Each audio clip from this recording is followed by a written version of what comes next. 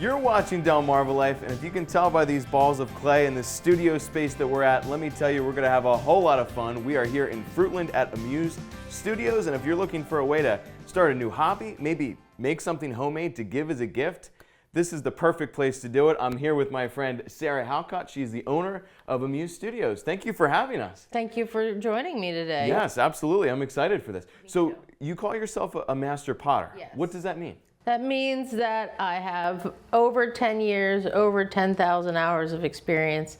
We're at 19 years each, my husband and I. We started in 2006. We have way over 10,000 hours in the studio, and I feel like even though I'm a master potter, I still occasionally learn things, but I really understand the clay. Yeah. For people who don't know, what is pottery? Pottery is working with raw plastic clay. Mm-hmm. We call it plastic clay because it's very movable, very malleable. And then we move it through bisques where we put it in the kiln and fire it. And then after bisque firing, we can glaze it and add any color, any surface that we want to it. So, yeah. That's amazing. And we've gotten to see some of the work that not only you've done, but also your students. And it's incredible to see how you can get something that starts off like this. Starts as a ball of raw clay and turns into anything that you want. There's unlimited possibilities. What first got you started in pottery, that art form? I got suddenly everybody in my life was telling me that I should try pottery, and I listened to them, and I was absolutely terrible at it in the beginning, but I loved the possibilities, and it just kept drawing me back to it, and eventually I got good at it, and now here we are. 19 years later, here you are. And how about for the people that come into your studio that want to try pottery for the first time? Yeah. What are some of the most popular reasons why? People say that they saw the movie Ghost and they want to try it. A lot of people see it on YouTube.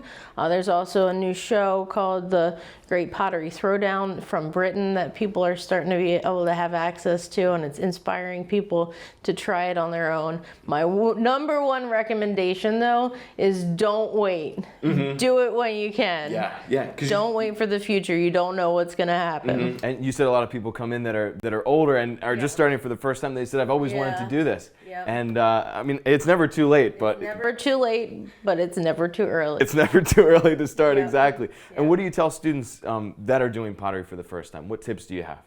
Well, first of all, no expectations. Mm-hmm. Number one, leave your expectations at the door. Number two, you're gonna get dirty. That's why we have this Amused Studios apron, right? Number three, play with it. Don't take it too seriously. Mm-hmm. I'm gonna show you what I do, but that doesn't mean that that's what you have to do. I want you to use my techniques, but play with it and make it your own.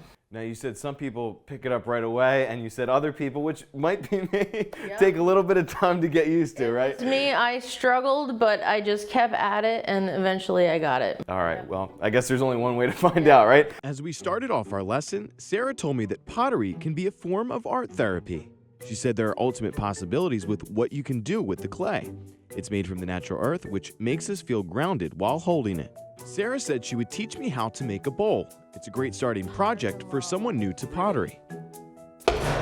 I started by throwing the clay down on the center wheel. I turned on the wheel with my hands at my sides as I squeezed tightly on the clay. Next, I put the heel of my left hand on the side of the clay, then karate chopped the top with my right hand in the middle to center the clay. I stuck my middle and pointer fingers with my hands wrapped around the clay as I pushed down the center.